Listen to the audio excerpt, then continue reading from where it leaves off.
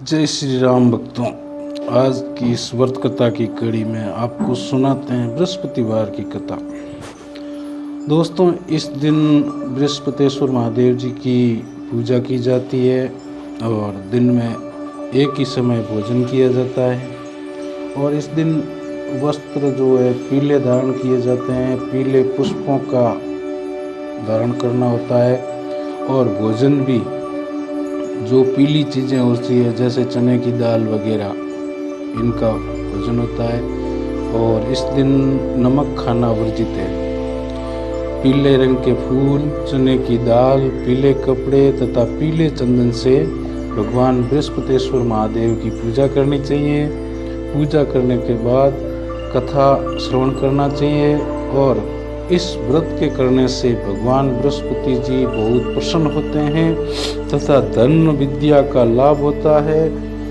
विशेषकर स्त्रियों के लिए यह व्रत अति आवश्यक है और इस व्रत वाले दिन केले का पूजन करना होता है। किसी गांव में एक साहूकार रहता था जिसके घर में अन्न धन धान्य की किसी प्रकार की कोई कमी नहीं थी, परंतु उसकी स्त्री जो है वो बहुत कृपण थी। किसी भी भिक्षार्थी को भिक्षा नहीं देती थी, सारे दिन अपने कामकाज में लगी रहती थी। एक समय की बात है कि एक साधु महात्मा बृहस्पतिवार के दिन उसके द्वार पर आए और भिक्षा की याचना की। स्त्री उस समय अपने घर के आंगन को लीप रही थी। इस कारण साधु महाराज से कहने लगी कि महाराज, इस समय मैं घर लीप रही हूँ, आपको कुछ नहीं दे सकती, फिर किसी अवकाश के समय आना। साधु महात्मा खाली हाथ चले गए। कुछ दिन के पश्चात वही साधु महाराज आए, उसी तरह भिक्षा मांगी। साहूकारणी उस समय अपने लड़के को खिला रही थी तो कहने लगी, महाराज मैं क्या करूं, मेरे पास अवकाश नहीं है, इसलिए आपको भिक्षा नहीं दे सकती। ऐसा करके तीसरी बार फिर से महात्मा जी उसी बृहस्पतिवार के दिन उसके घर आए तो उस समय भी वो टालना चाहती थी, परंतु महात्मा जी कहने लगे, यदि तुम्हें बिल्कुल ही अवकाश हो जाए तो मुझे भिक्षा दोगी? साहूकारणी कहने लगी, महाराज अगर ऐसा हो जाए तो आपकी बहुत बड़ी कृपा होगी। महात्मा जी बोले, मैं आपको एक उपाय बताता हूँ, तुम वो उपाय करना, तुम्हारे पास अवकाश ही अवकाश होगा। तो महात्मा जी बोले, तुम बृहस्पतिवार के दिन चढ़ने पर उठो, सारे घर में झाड़ू लगाकर कूड़ा एक कोने में जमा कर दो, घर में चौका इत्यादि मत लगाओ, फिर स्नान आदि करके घर वालों से कह दो उस दिन सब पुरुष हजामत बनावे, रसोई बनाकर चूल्हे के पीछे रखा करें, सामने कभी नहीं रखें।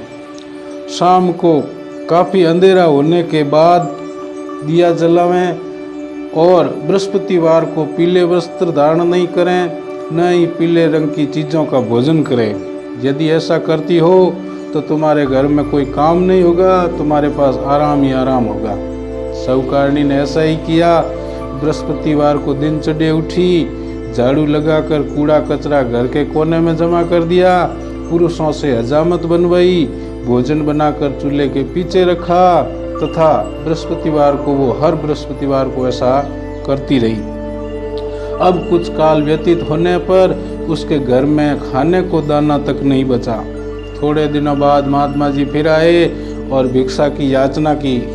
सेठानी बोली, महाराज मेरे घर में खाने को अन्न का एक दाना नहीं है, आपको भिक्षा कहाँ से दूं, आपको क्या दे सकती हूँ? तब महात्मा जी ने कहा कि जब तुम्हारे पास सब कुछ था तब भी तुम कुछ नहीं देती थी, अब पूरा पूरा अवकाश है तब भी तुम कुछ नहीं दे रही हो, तुम चाहती क्या हो वह बताओ।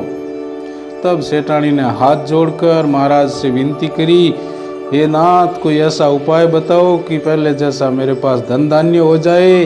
अब मैं प्रतिज्ञा करती हूँ कि अवश्य मैं आप जैसा कहेंगे वैसा ही करूँगी। तब महात्मा जी ने कहा, बृहस्पतिवार को प्रातःकाल उठो, स्नान आदि से निवृत्त होकर घर को गाय के गोबर से लीपो तथा घर के पुरुषों से कहो कि उस दिन हजामत न बनाए। कोई भी भूखा प्यासा तुम्हारे घर आए तो उनको अन्न जल देते रहा करो।